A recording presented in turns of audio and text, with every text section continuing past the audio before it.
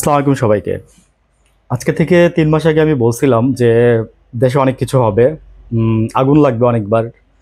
তারপর হচ্ছে এগুলো গোয়েন্দা তথ্য থেকে বলছিলাম। উম তারপর হচ্ছে দেশে অনেক বিশৃঙ্খলা সৃষ্টি হবে, অনেক বিশৃঙ্খলা হবে। মোটামুটি কম বেশি সবকিছু হইছে। তো জেনারেল ওয়াকার একটা বক্তব্য দিছে কিছুদিন আগে, একদম ফুল স্টপ মেরে দিছে।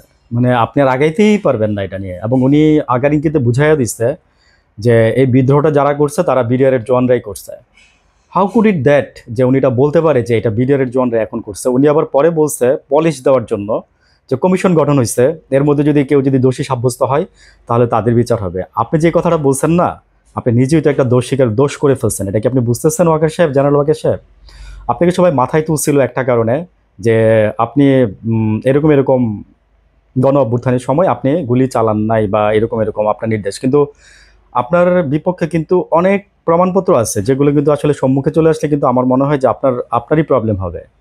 এবং আমি পাশাপাশি আরেকটা নিউজ বলি, সেটা হচ্ছে যে এটাও শুনছি এটা মার্চ মাস চলতেছে, হয়তো এই মাসে কিছু হবে না।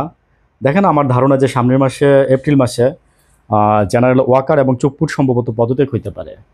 ঠিক আছে, হয়তো বিশ্বাস করবেন না অনেকেই, কিন্তু দেখেন ঘটলে তখন কথা বলবো আবার এ বিষয়ে। আসসালামু আলাইকুম, ভালো থাকবেন।